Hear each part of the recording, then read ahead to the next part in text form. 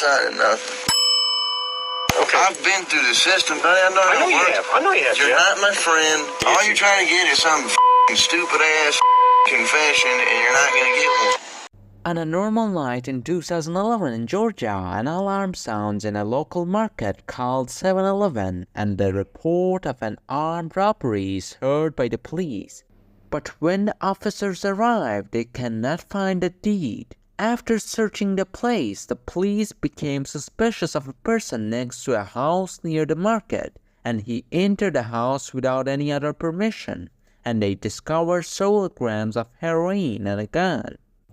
And without any other evidence, they arrested the man and they took him to the interrogation room to interrogate him. The man charged with the robbery was heroin addict Jeff Pearson. This case is one of the strangest cases where a single man makes detectives their plaything, and all this happens while Jeff's severe heroin addiction is bothering him. In the next 24 hours, police cameras are recording from the interrogation room, and we are going to analyze them in today's video. The original version of this video was uploaded by the accused Jeff Pearson on his YouTube channel on September 25, 2011. After these cases, people consider Jeff a legend in the interrogation room. The interrogation of Jeff by the police took almost a whole day. But all the scenes of the CCTV cameras in the interrogation room together are about 15 minutes.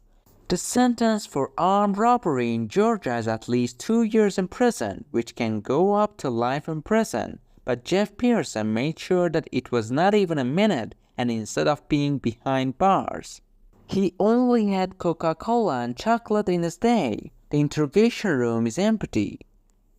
For now. I'm under arrest? Yeah, I'll explain everything, but before I explain myself to you, before we talk to each other, I need to read your rights, okay? What am I under arrest for? Well, like I said, I need to read your rights first. Obviously, the charge is robbery, okay? Yeah, I'll explain everything. I'm under arrest for robbery? You are, but let me read your rights real quick, okay? And then I'll explain it all to you. Is that okay? Let me do that real fast? All right, Jeff. You have the right to remain silent. Anything you say can will be used against you in the court of law. Does that make sense? You've probably heard these before, haven't you? Does that make sense? Do you understand your rights? Do you understand your rights, Jeff? Yes or no? Do you understand? Do you understand what I read you? Did you comprehend what I read you?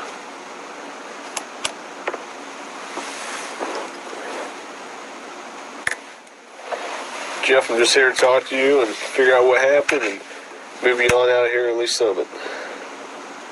So do you understand the rights I read to you?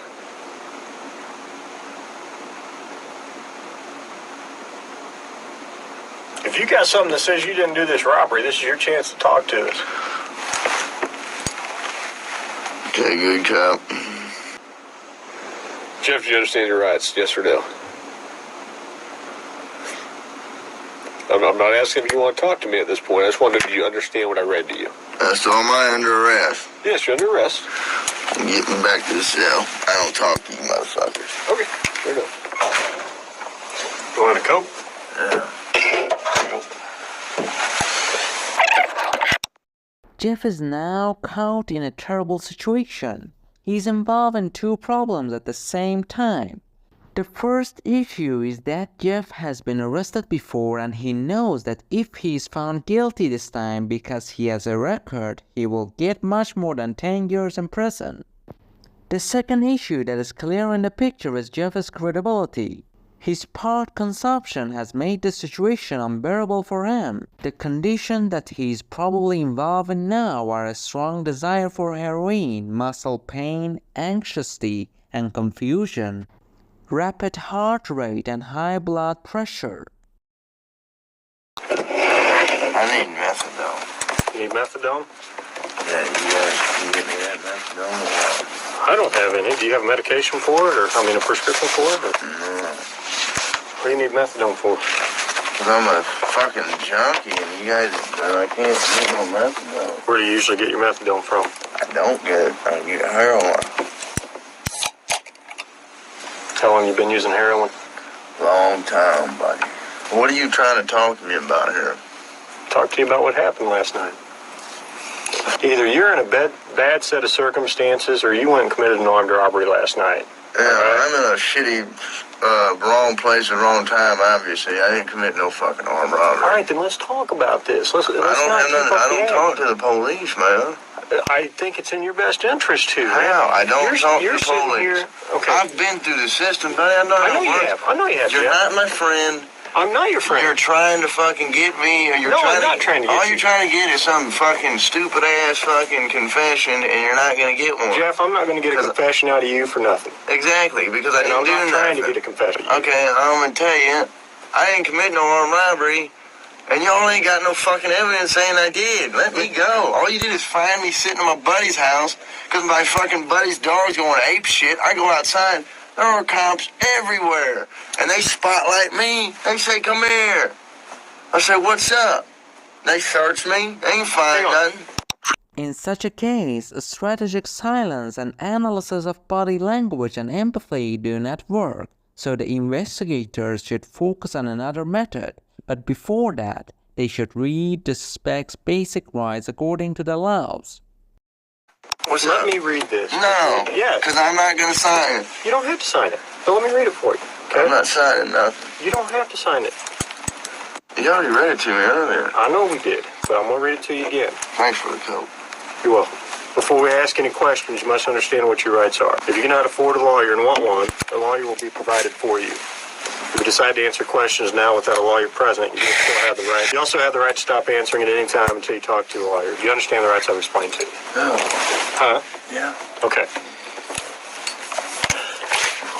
Tell me what happened last night. Plain and simple. Your side of the story. I'm not talking to you. All right.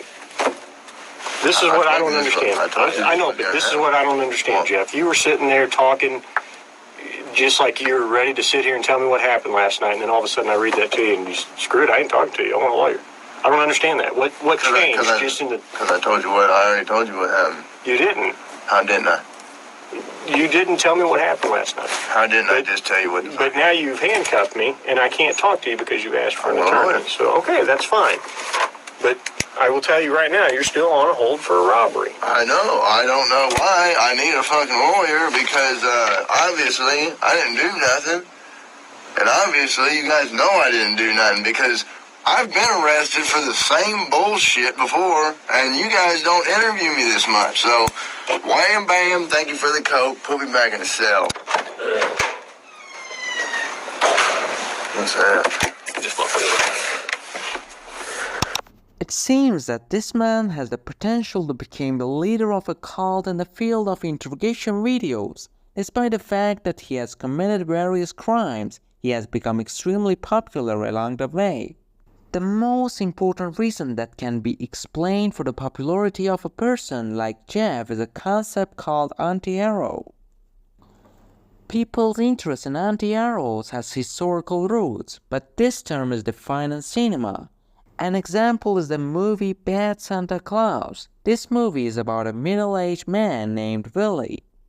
This character lies, steals, swears at children, consumes unimaginable amounts of alcohol, and is generally extremely unpleasant to anyone who comes into contact with him.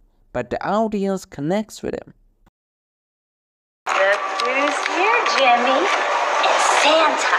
Okay, right. Let's tell him what you want for Christmas.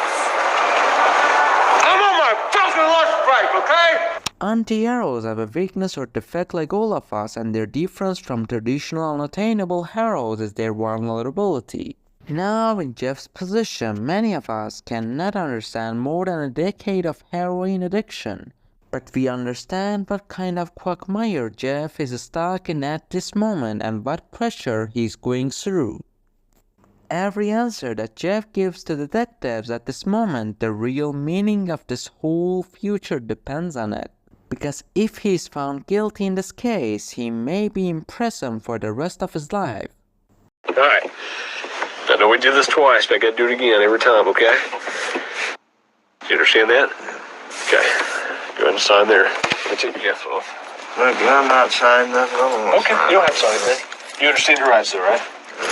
Yeah. Yeah. When's this coat gonna be here? Or is that just a fairy tale? It's coming. He's getting there right now. He'll be here in about 2 minutes. It tastes good. Mm-hmm.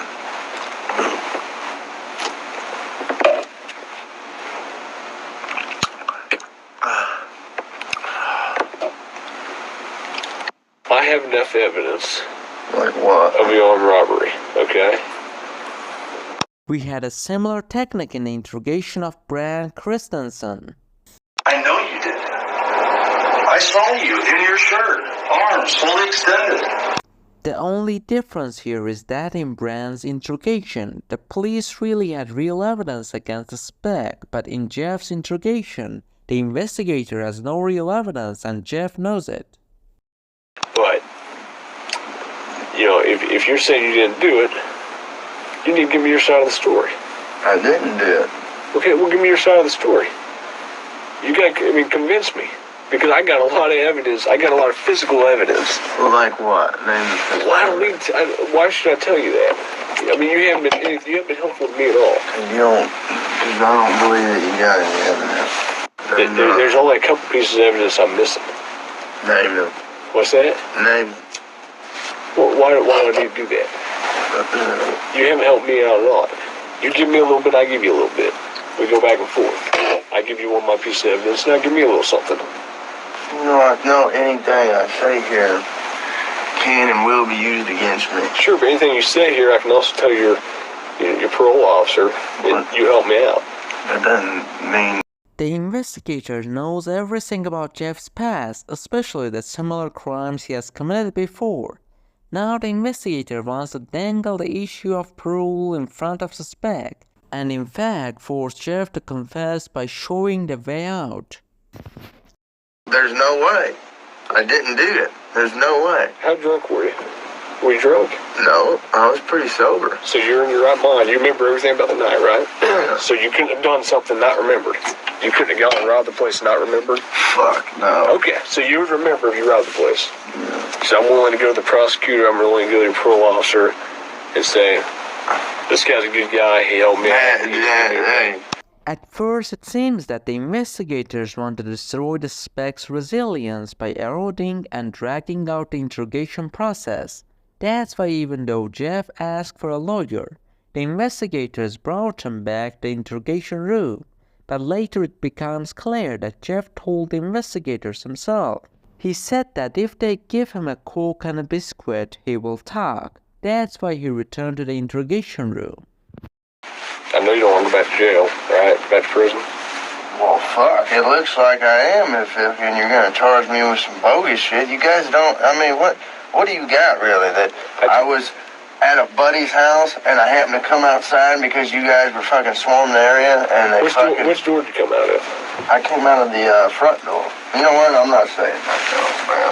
I'm done, man. Fuck this. The only reason I came up here is to get a fucking Coke. Okay. You're not getting out. Oh, no. I can't finish it? You can finish it. Make it quick. I got things to do. Butterfinger, you promised. I didn't promise you that. I said we'd see what happens. Alright? Like I said, you haven't helped me out at all. Why should I help you out? I got you a soda. That's good enough. Jeff was released less than 12 hours after his arrest, and this brings us to the last and perhaps the most important stage of the story of Anti-Hero, which is the conclusion. There are several stories about this conclusion of Jeff's story. One legend says that Jeff quit addiction immediately after his release and now works in the marketing team of Coca-Cola. While another story says that Jeff was arrested again the next day for the same crime, but the fact is that a few years ago, the same movie was released on the internet and Jeff becomes famous because of this character. Since that day, Jeff has been active as a popular anti-hero on social networks. Thank you for being with me until the end of this video. Please subscribe the channel and support the videos. I am waiting for your likes and comments about this case. Did you guys know that Coca-Cola used to have cocaine in it?